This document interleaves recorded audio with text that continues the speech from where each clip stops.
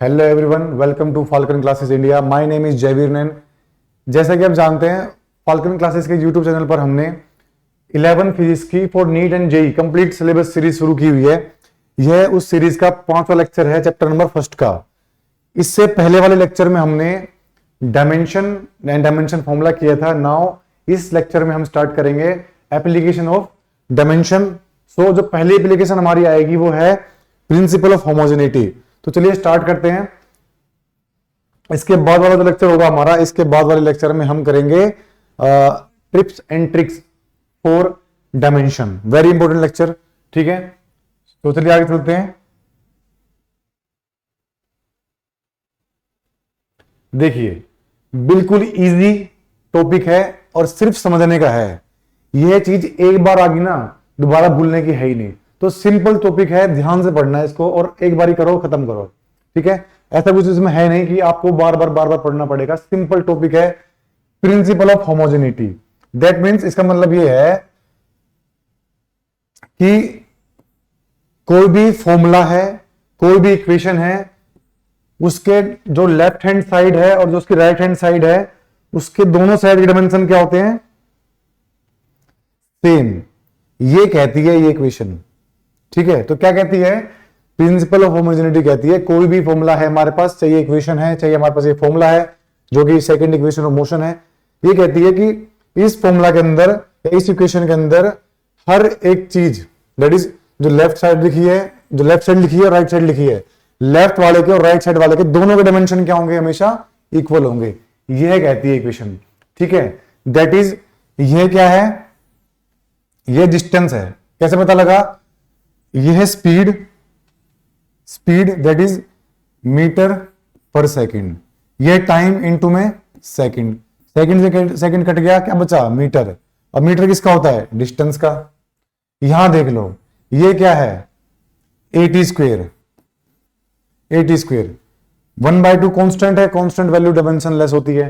तो 80 स्क्वेयर की बात करते हैं। एक्सेलरेशन क्या होती है? मीटर पर सेकंड स्क्वेयर। ये टाइम का स्क्वायर यहां हो जाएगा, दैट इज सेकंड स्क्वायर यहां हो गया। सेकंड स्क्वायर से सेकंड स्क्वायर कट गया, क्या बच गया? मीटर, ठीक है। और ये भी क्या है? डिस्टेंस। डिस्टेंस किस में होता है? मीटर में। तो देखो, ये भी मीटर, ये भी मीटर में, ये भी मीटर में, तो हुए ना। लेफ्ट हैंड साइड और राइट हैंड साइड सारे डायमेंशन क्या है? सेम है। एक बात और बता दूं मैं आपको, अगर किसी इक्वेशन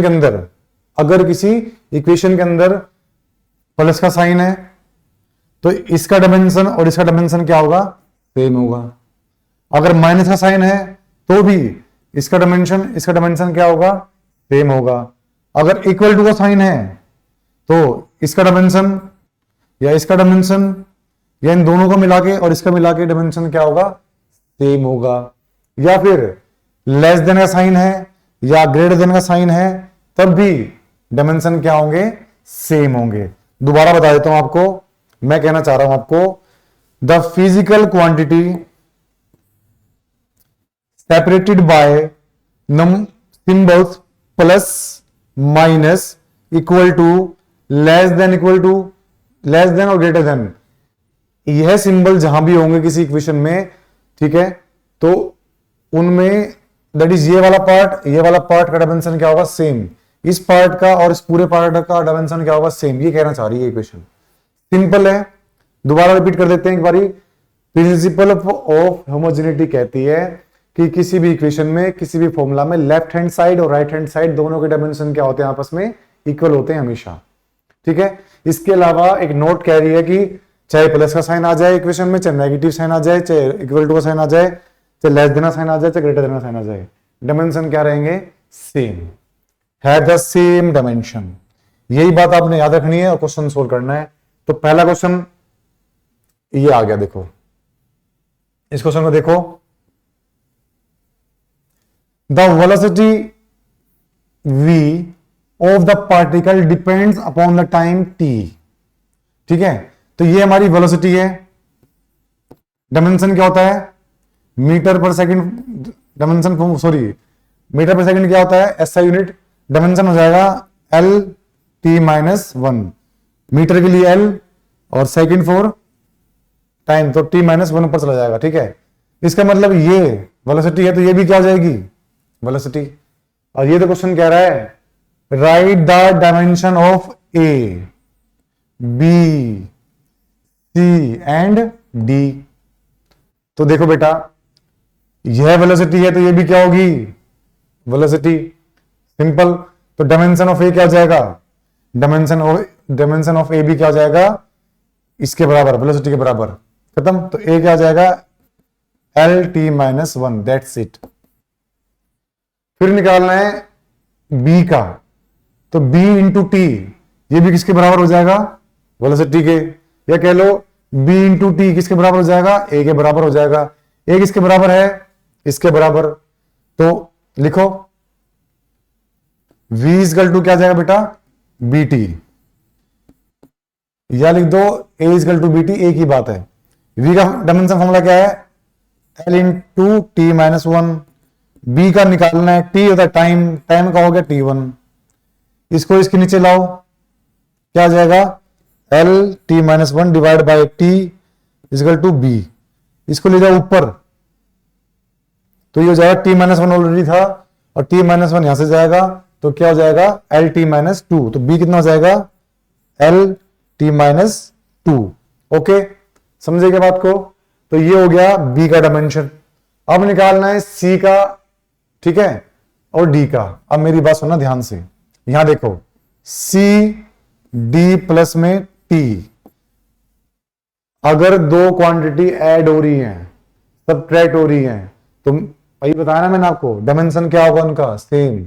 तो डी और टी ऐड हो रही है, इसका मतलब दोनों सेम होनी चाहिए। ये टाइम है तो ये भी क्या होगा फिर, टाइम। ध्यान रखना इस बात का, अगर same quantity, that is quantity having same dimension, वही ऐड होती हैं, वही सबट्रैक्ट होती हैं, ठीक है, और वही आपस में फिर इक्वल होती हैं। तो अगर ये टाइम है तो ये भी क्या होगा, टाइम। तो डायमेंशन ऑफ डी क्या आ गया, डायमेंशन ऑफ डी हो गया टाइम के बराबर, दैट इज टी। ठीक है, तो टी प्लस टी क्या हो गया, टू टी।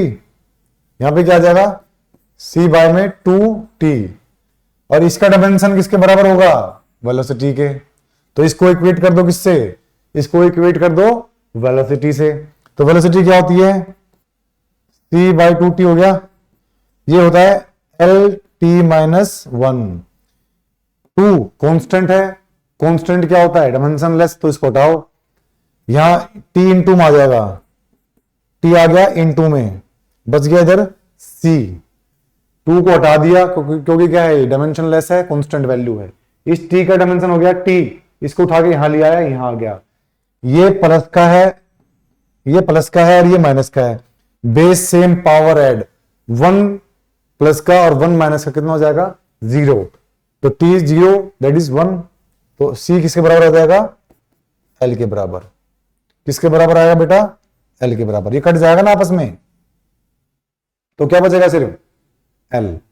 तो ए बी सी डी तीनों का डायमेंशन आ गया कितना, v का आ गया L T minus two, T minus one sorry. Acceleration भी इसके बराबर आ गई, ये भी इसके बराबर आ गया। इक्वेट करने पे कितना आया, एल टी माइनस टू। फिर यहां से d का निकाल दिया, ये d है ये t है, तो टाइम के बराबर हो जाएगा d, तो सेम डायमेंशन आ जाएगा दोनों का। फिर इस पूरे को इक्वेट कर देंगे इससे, इसका डायमेंशन आ गया हमारा l के बराबर। ठीक है, तो ये इस तरीके से सोल्व करना है क्वेश्चन को। सारा फंडा मैंने आपको इसी के अंदर बता दिया। इस नोट को आप ध्यान रखेंगे, इस नोट ने ही सब कुछ कह दिया आपको, इसको ध्यान रखेंगे और सारे क्वेश्चन सोल्व होते जाएंगे, सारे क्वेश्चन सोल्व होते जाएंगे। ये मैंने आपको एक्सप्लेन कर दिया था। ठीक है, चलते हैं अगले क्वेश्चन पे। जितने क्वेश्चन करोगे उतना ही फायदा है, क्वेश्चन नहीं करोगे तो कोई फायदा नहीं है। ठीक है, क्वेश्चन देखो, इस क्वेश्चन में देखो भाई, इस क्वेश्चन में आप लोग ध्यान दो, ये एक वेंडर वॉल इक्वेशन। ठीक है, कोई सी भी इक्वेशन हो, हमें इससे फर्क नहीं पड़ता, हमें तो बस चेक करना आना चाहिए। ठीक है, कोई भी फॉर्मूला अगर ठीक है ना, उसकी जांच इसी से हो जाती है कि उसके लेफ्ट हैंड साइड के डायमेंशन और राइट हैंड साइड के, दैट इज मेरा राइट ये है, तो राइट हैंड साइड डायमेंशन और लेफ्ट हैंड साइड डायमेंशन क्या हो, सेम हो। ठीक है, तो वो फॉर्मूला क्या माना जाएगा, ठीक माना जाएगा। तो अभी इन्होंने हमें इक्वेशन दी है, ये ठीक है तभी तो दी होगी। हमें इसके अंदर ए और बी इनके डायमेंशन निकालने हैं, बाकी सबके बारे में हमें कह रखा है। क्वेश्चन देखते हैं। For N number of moles, तो यहां पे एन क्या हो गया, number of moles of gas, the van der Waal equation, ये हमारे पास दे दी उन्होंने वैन डर वाल इक्वेशन। ठीक है सर, कह रहा find the dimension of A and B where P क्या है बेटा, प्रेशर, वी क्या है, वॉल्यूम, पी क्या है, टेम्परेचर, एन क्या है, नंबर ऑफ मोल्स, आर क्या है, ideal gas constant, gas constant है। सबके बारे में बता दिया और आपसे कहा जा रहा है कि बेटा ए और बी का डायमेंशन निकाल दो। चुटकियों में हो जाएगा, देखो कैसे होगा। इधर देखो, पहले इसके अंदर देखो, मैंने अभी क्या कहा था आपको, मैंने कहा था बेटा कि सेम क्वांटिटी आपस में ऐड हो सकती हैं। ये प्रेशर है तो प्रेशर में प्रेशर ही ऐड हो रहा होगा, तो ये पूरी क्वांटिटी भी क्या होगी, ये पूरी क्वांटिटी भी प्रेशर ही होगी।